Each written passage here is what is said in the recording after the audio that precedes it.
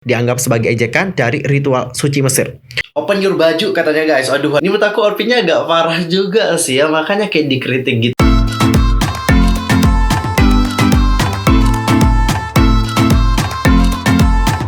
Hey yo, what's up guys, I'm Mr. Kim, welcome back to my YouTube channel. Gimana sih kabarnya hari ini? Baik-baik aja dong ya. Dan buat kalian yang lagi baik-baik aja, pokoknya tetap semangat ya guys, don't give up. Nah, untuk hari ini kita akan ngebahas tentang outfit-outfit yang dipakai oleh idol K-pop, yang mana outfit yang mereka pakai ini menjadi kontroversial dikarenakan berbagai alasan. Dan kita akan cek apakah ada outfit bias kalian yang menjadi kontroversi. But wait, sebelum kita bahas bersama-sama, pastiin dulu untuk tekan tombol subscribe-nya, bunyi loncengnya, serta jangan lupa juga buat like, comment, dan share kepada teman-teman K-popers yang lain. Tanpa basa-basi lagi, langsung aja yuk guys, kita bahas bersama-sama. Oke guys, untuk outfit yang pertama, ini ada outfit yang dipakai oleh Jimin dari BTS. Seperti apa sih outfit yang dipakai oleh Jimin? Well guys, kalau kalian perhatikan lebih dekat baju yang dikenakan oleh Jimin, jadi bajunya ini ada tulisan. Nah, kalau kalian baca tulisannya, dari atas sampai bawah isinya adalah patriotisme sejarah kita, pembebasan Korea. Dan ada juga gambar awan jamur bom atom yang menggambarkan tentang pemboman nuklir dua kota di Jepang, yakni Hiroshima dan Nagasaki. Yang membuat publik menjadi marah banget adalah ada grafik. Jadi grafiknya ini dapat diartikan sebagai pengagungan sebuah bom dahsyat yang merenggut nyawa ratusan ribu tentara Jepang dan juga warga sipil tak berdosa, baik itu orang Korea dan juga orang Jepang. Selanjutnya, Jimin menerima reaksi keras juga nih guys dari internasional dan juga of course dari netizen Jepang. Dan ada sebuah artikel yang dirilis oleh Billboard itu menyatakan bahwa penampilan BTS di program stasiun musik Jepang TV Asahi dibatalkan. Dan perancang kaos kontroversial yang dikenakan oleh Jimin akan bicara tentang situasi itu, menyatakan bahwa dia juga sangat terkejut dan meminta maaf kepada BTS karena tidak pernah ada niat untuk mengejek Jepang. Well, cinggu, tadi kalian sudah melihat alasan kenapa outfit yang dipakai oleh Jimin itu menjadi kontroversi. Dikarenakan desainnya nih guys. Jadi desainnya itu kayak mengingatkan kita akan bagaimana pengeboman Hiroshima dan juga Nagasaki. Dan kalau kita berbicara mengenai masalah pengeboman Hiroshima dan juga Nagasaki, itu adalah masalah yang sensitif loh guys buat orang Jepang. Bahkan gak cuma Jimin aja yang kena kontroversi dikarenakan hal itu. Red Velvet juga pernah kena. Bahkan nih cinggu, untuk Red Velvet sendiri, di MV-nya itu kayak terlihat ada hubungannya gitu loh dengan bagaimana pengeboman di Hiroshima dan juga Nagasaki. Makanya kalau nggak salah MV dari Red Velvet juga terkena kontroversi pada saat itu, dan bahkan bagian itu juga katanya sempat diedit sih. Dan untuk yang kedua, di sini ada sebuah band lengan yang dipakai oleh Prince. Kalau kita berbicara mengenai Prince, ini benar-benar sangat disayangkan banget ya, bahwa headline utama pertama yang menampilkan girl group beranggotakan 4 orang itu bukan karena prestasi mereka, tetapi karena skandal. Jadi mereka itu tampil di depan umum untuk pertunjukan di luar ruangan alias outdoor gitu guys. Jadi mereka itu muncul dalam gaun berenda hitam dan ada juga band di lengan yang mereka gunakan. Jadi band lengan mereka ini itu kayak mirip banget dengan simbol swastika yang digunakan oleh partai Nazi Jerman. Ini tuh benar-benar jelas banget guys, jadi kayak sama banget, dan ini menyebabkan kegemparan di internet, terutama di kalangan netizen Korea pada saat itu. Nah, agen pengelola Prince Pentagram menjawab bahwa mereka juga tidak pernah berniat untuk membuat band lengan menyerupai simbol swastika Nazi. Mereka juga kemudian menjelaskan bagaimana desain dan skema warna band lengan dimaksudkan untuk menyerupai rambu lalu lintas batas kecepatan dengan panah untuk menandakan keinginan kelompok dapat berkembang tanpa ada namanya batasan. Agensi juga kemudian segera menyimpulkan bahwa band Kapten tidak akan dimodifikasi karena akan mengalahkan perannya sebagai simbol tekad dan ambisi. Namun netizen juga tidak puas dengan alasan dari Pentagram. Kalau ada mereka lebih marah. Baik agensi maupun grup dikritik karena kurangnya pengetahuan umum. Sementara yang lain juga percaya bahwa ini hanyalah aksi publisitas besar untuk meningkatkan profil Prince melalui metode yang menyedihkan. Well, belengannya sih agak mirip banget, bukan sih agak mirip, tapi cukup mirip gitu ya. Dan ini juga ya emang menimbulkan kontroversi sih. Dan cinggu, sekarang kita akan masuk ke outfit yang ketiga. Ini adalah outfit yang dipakai oleh salah satu member dari iKON yang super swag. Siapa lagi kalau bukan Bobby. Jadi cinggu, untuk informasi ya, Bobby iKON itu pernah menerima reaksi negatif loh guys yang kuat untuk pakaian yang dikenakannya di Bandara Internasional Incheon pada tahun 2017 silam. Jadi saat fotonya menunggu untuk naik ke pesawat itu beredar secara online, netizen memperhatikan bahwa hoodie putihnya tampak memiliki gambar yang menjurus ke arah yang dewasa nih cinggu. Memang sih item tersebut juga merupakan koleksi yang terinspirasi dari komik erotis Jepang, hasil kolaborasi antara dua merek Cina, yaitu Sunquans dan juga Meiji.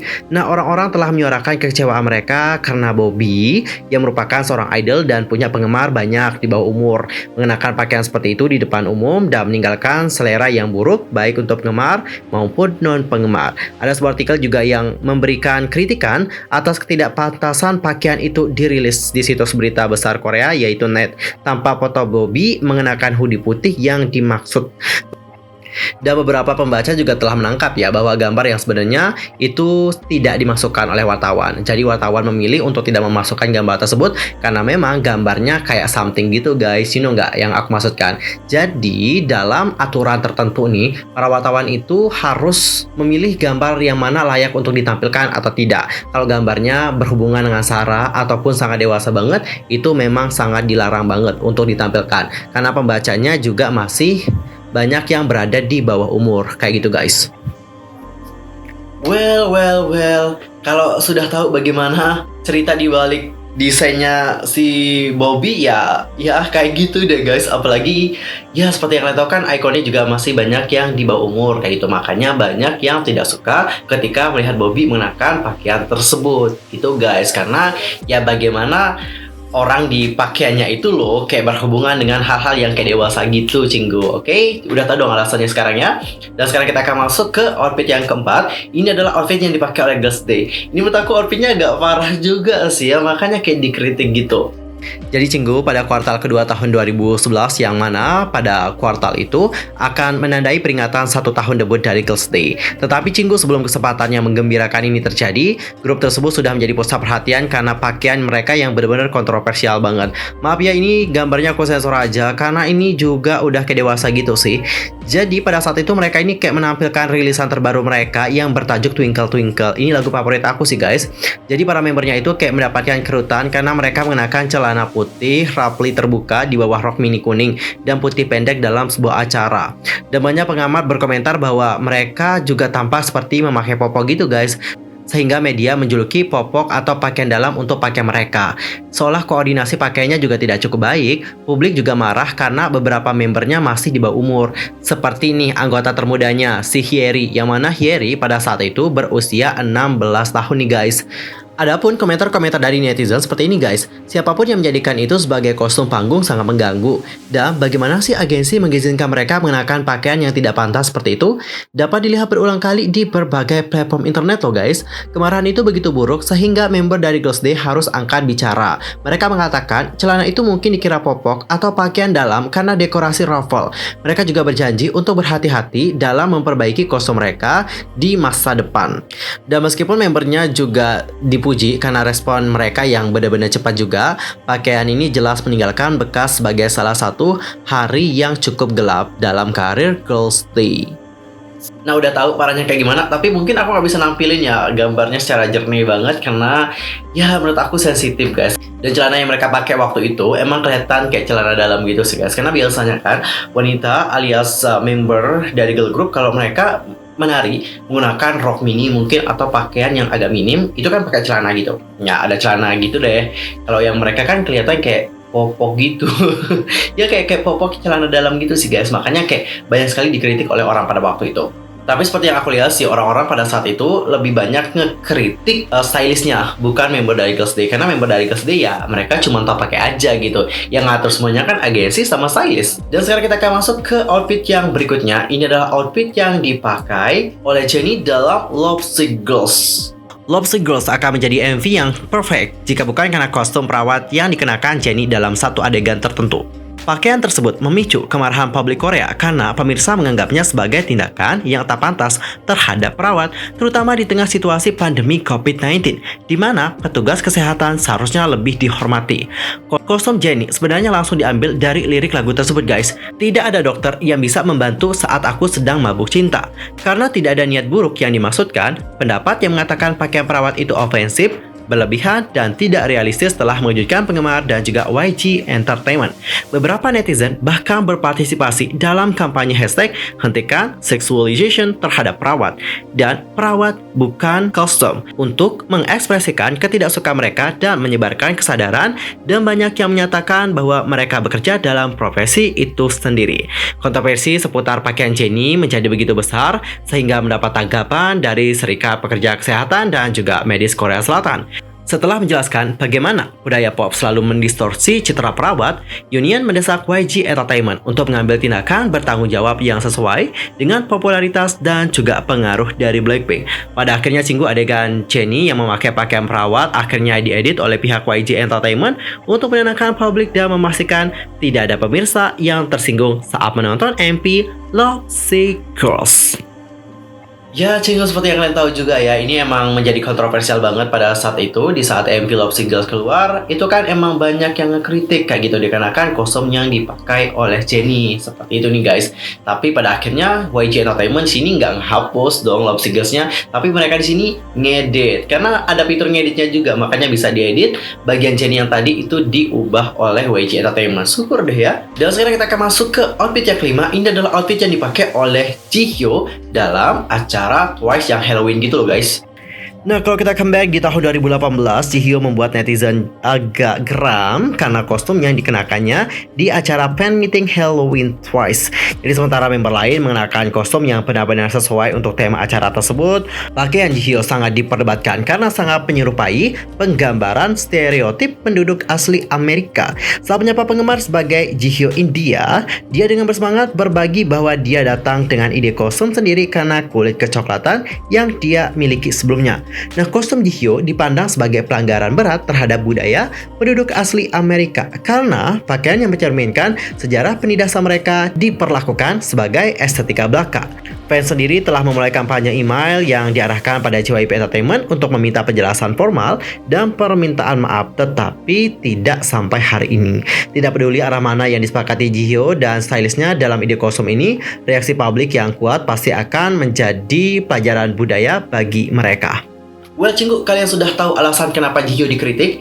Sebenarnya kalau kita lihat ya, jadi orang biasa nih, jadi orang Indonesia, di saat kita melihat Jihyo pakai itu, wah sepertinya kayak biasa aja ya. Tapi balik lagi, kita kan bukan orang Amerika, kita nggak tahu sejarah atau asal-usul dari mana outfit itu. Jadi, kita nggak bisa menyamakan opini kita dengan orang Amerika. Dan kalau kita berbicara mengenai pakaian-pakaian tradisional dari setiap negara manapun, alias pakaian khas mereka, itu emang agak sensitif nih guys kalau dipakai oleh orang-orang di negara yang berbeda. Dan Jihyo bukan satu-satunya yang dikritik karena hal itu. Ada juga Momoland yang dikritik dikarenakan hal yang serupa. Dan berikut adalah outfit yang dipakai oleh Momoland.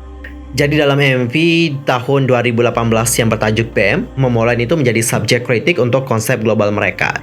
Jadi video tersebut menyajikan bagaimana para member Momoland mengenakan kostum Halloween untuk menggambarkan berbagai budaya. Terlepas dari upaya Momoland untuk memberi penghormatan kepada penggemar internasional, pemirsa frustasi dan juga marah karena comeback tersebut tidak memiliki penelitian dan kesadaran akan budaya. Nah, kostum Mesir misalnya guys, entah bagaimana dipasangkan dengan lampu Aladin yang elaboratif, sedangkan lampu minyak Mesir kuno yang asli biasanya terbuat dari tanah liat dan lebih sedikit dari hiasan. Kostum anggota Momoland lainnya yang dibuat menyerupai mumi Mesir dianggap sebagai ejekan dari ritual suci Mesir. Dan Cinggu, itu sebenarnya bagian kecil aja sih dari kemarahan publik. Jadi publik itu lebih marah ketika Momoland ini kayak menampilkan budaya Meksiko. Nah, topi sombrero dan juga kumis tebal memang ini tuh menjadi stereotip di Meksiko. Tapi beberapa banyak koordinator pakaian atau desainernya nih nggak peduli ketika mereka memasangkannya dengan dashiki dari Afrika Barat. Dan sebagai kesimpulan, sebagian besar publik marah karena pakaian Momoland dalam video tersebut bermasalah dan juga dapat menyebabkan pemirsa memiliki kesalahpahaman terhadap budaya nyatanya. Jadi kesimpulannya adalah pakaian-pakaian khas dari setiap negara itu emang agak sensitif nih guys kalau dipakai oleh orang-orang di negara lain, kalau orangnya itu belum tahu sejarah atau asal-usul dari pakaian yang mereka kenakan. Karena setiap pakaian sendiri itu memiliki sejarahnya guys. Dan sekarang kita akan masuk ke kontroversi outfit yang terakhir, adalah outfit yang dipakai oleh Jui.